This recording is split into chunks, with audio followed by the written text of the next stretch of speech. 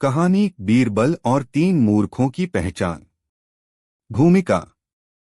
मुगल बादशाह अकबर और उनके मंत्री बीरबल की कहानियां चतुराई और हास्य का अद्भुत संगम हैं। अकबर को बीरबल की बुद्धिमत्ता पर इतना भरोसा था कि वे अक्सर उसे अनोखी और असंभव लगने वाली चुनौतियां दिया करते थे।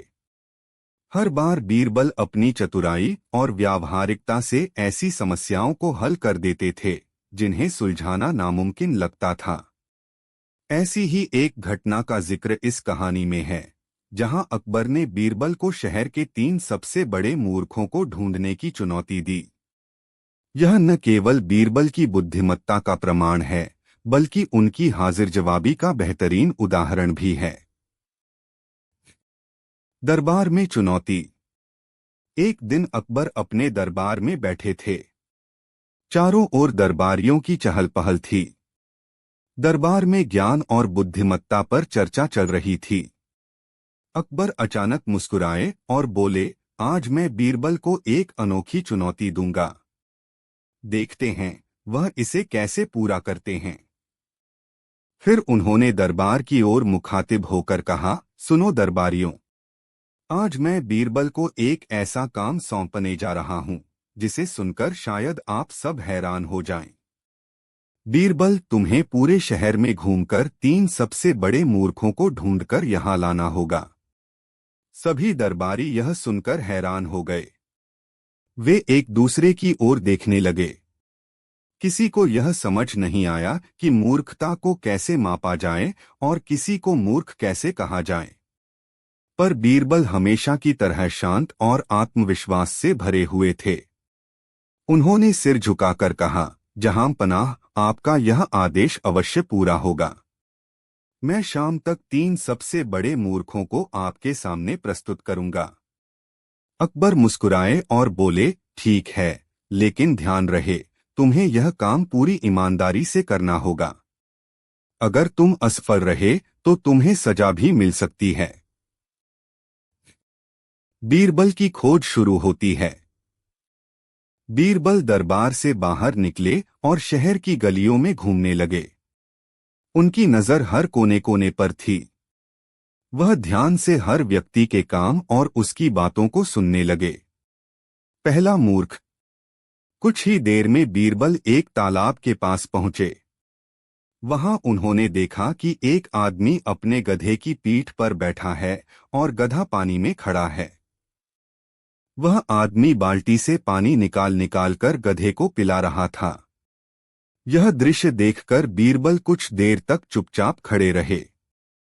फिर उन्होंने उस आदमी से पूछा, भाई, तुम गधे की पीठ पर क्यों बैठे हो और उसे पानी क्यों पिला रहे हो?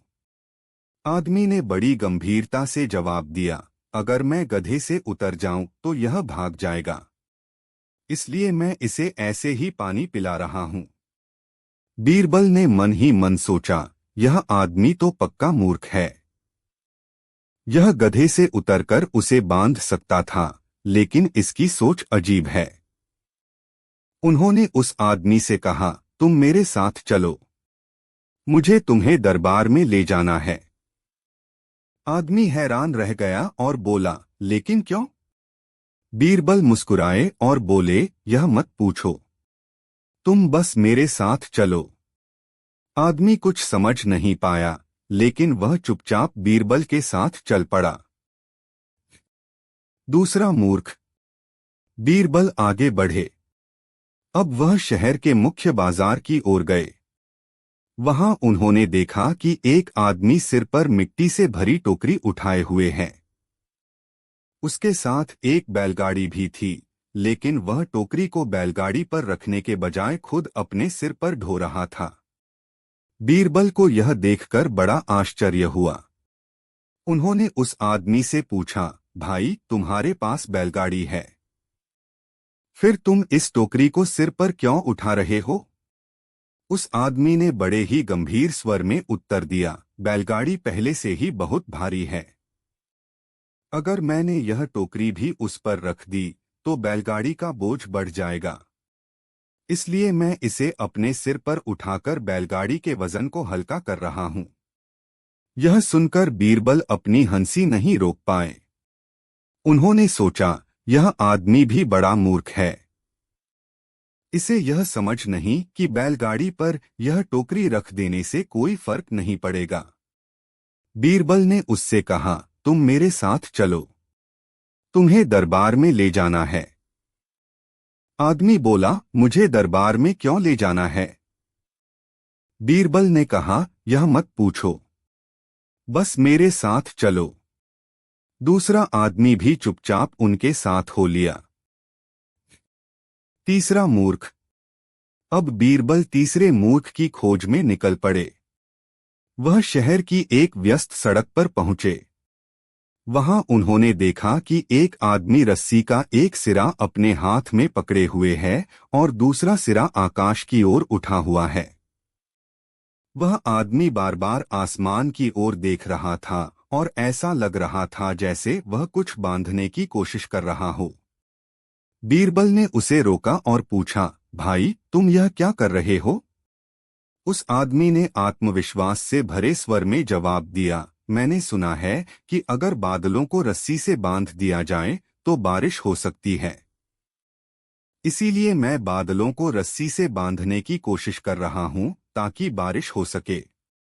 यह सुनकर बीरबल सोच में पड़ गए।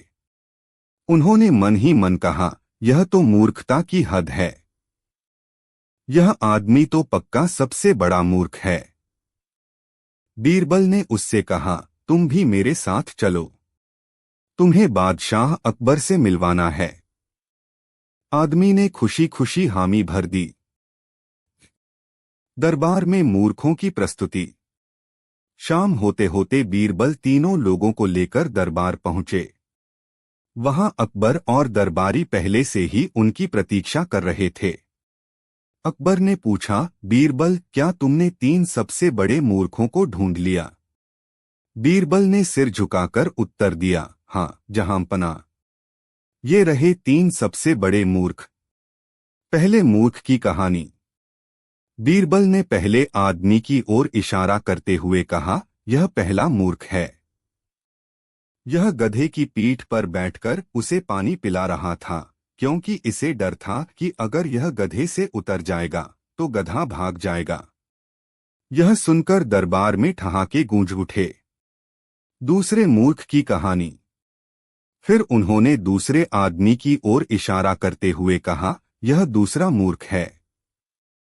इसके पास बैलगाड़ी है, लेकिन यह अपनी टोकरी को बैलगाड़ी पर रखने के बजाय खुद अपने सिर पर ढो रहा है ताकि बैलगाड़ी का बोझ न बढ़े। यह सुनकर अकबर भी हंसने लगे। तीसरे मूर्ख की कहानी।